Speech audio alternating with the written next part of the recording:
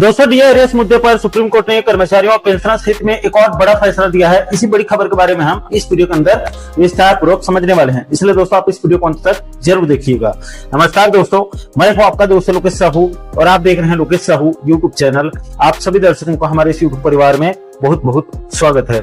दोस्तों डीआरएस मुद्दे को लेकर सुप्रीम कोर्ट से एक के बाद एक कई बड़े फैसले सामने आ रहे हैं। दोस्तों आपकी जानकारी के लिए बता दूं कि सबसे पहले पश्चिम बंगाल के कर्मचारियों के पक्ष में सुप्रीम कोर्ट का बड़ा फैसला आया था। दोस्तों पश्चिम बंगाल के अंदर ममता बनर्जी सरकार ने वहां के कर्मचारियों और पेंशनर्स का बीते 2008 से लेकर 2019 तक के करीब 10-11 सालों के डीआर के एरियर्स राशि को रोक कर रखी थी, जिसके बाद वहां के कर्मचारियों ने बंगाल के हाई कोर्ट में याचिका दायर कर दिया, जहां पर उनके पक्ष में फैसला आ गया, जिसको ममता बनर्जी सरकार ने सुप्रीम कोर्ट में चुनौती दे दी। उसके बाद इस मामले की सुप्रीम कोर्ट में लंबी सुनवाई हुई, जिसके बाद सुप्रीम कोर्ट ने भी 5 फरवरी 2026 को पश्चिम बंगाल सरकार को बड़ा झटका देते हुए बंगाल हाईकोर्ट के फैसले को सही मानते हुए पश्चिम बंगाल के कर्मचारियों के पक्ष में बड़ा फैसला देते हुए ममता सरकार को निर्देश दिया कि कर्मचारियों को 6 मार्च 2026 तक डीए एरियर्स के कम से कम 25% राशि का भुगतान किया जाए और इस दौरान जिन कर्मचारियों की निधन हो चुका है उनके परिजनों को भी इसका एरियर्स राशि दिया जाए। दोस्तों सुप्रीम कोर्ट के इस फैसले के बाद पूरे देश भर में जहां जहां पर डीआर के एरियर्स राशि को काटा गया है उन राज्यों से भी हाई कोर्ट में कोर्ट केस लगाने की तैयारी जो है वो शुरू हो गई। दोस्तों चूंकि अपने छत्तीसगढ़ के अंदर भी बीते 2017-18 से कर्मचारियों और पेंशनर्स के डीआर के एरियर्स राशि को काटा गया है, इसलिए सुप्रीम कोर्ट से फैसला आने के बाद छत्तीसगढ़ कर्मचारी अधिकारी फेडरेशन की तरफ से तत्काल डीए एरियर्स मुद्दे पर बिलासपुर हाईकोर्ट में एक याचिका दायर कर दिया, जिसकी एक सुनवाई हो चुकी है, जिसमें हाईकोर्ट ने सरकार को 4 सप्ताह के अंदर अंदर जवाब प्रस्तुत करने के निर्देश दिए गए हैं। अब दोस्तों बहुत सारे कर्मचारी साथी पूछ रहे हैं कि लोकेश भाई इस डीए एरियर्स वाले केस का क्या हुआ। तो देखिए दोस्तों, इस डीए एरियर्स वाले केस में बिलासपुर हाईकोर्ट में अगली सुनवाई के लिए तारीख नहीं मिल रही है। यहाँ पर आपकी जानकारी के लिए ये भी बता दूं कि चूंकि बिलासपुर हाईकोर्ट का आगामी 18 मई 2026 से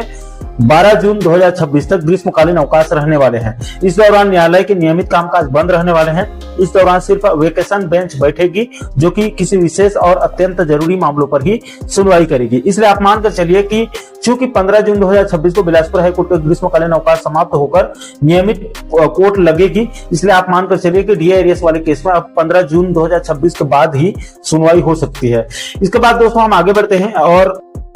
कर्मचारियों के डीए एरियर्स और उसके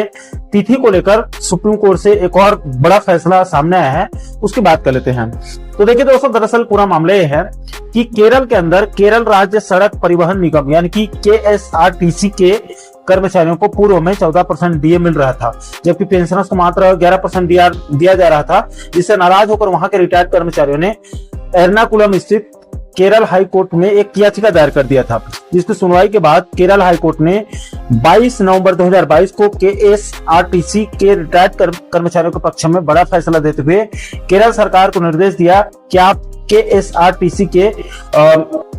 रिटायर्ड कर्मचारियों को भी सेवारत कर्मचारियों के समान देय तिथि से एक समान महंगाई भत्ता और महंगाई राहत आदेश जारी करें। ये केरल हाई कोर्ट की तरफ से राज्य सरकार को निर्देश दिया गया था, जिसे केरल सरकार ने मानने से मना कर दिया और सन 2023 में वो हाई कोर्ट के फैसले को सुप्रीम कोर्ट में चुनौती दे दी और एक एसएलपी दायर कर दिया, जिसकी सुनवाई के बाद सुप्रीम कोर्ट ने बीते 10 अप्रैल 2026 को केरल राज्य सड़क परिवहन निगम के रिटायर्ड कर्मचारियों के पक्ष में बड़ा फैसला देते हुए केरल सरकार को निर्देश दिया है कि संविधान के अनुच्छेद 14 जो कि समानता का अधिकार है, इसे उल्लंघन किया जा रहा है और जब कर्मचारियों और पेंशनर्स दोनों के लिए एक समान महंगाई है तो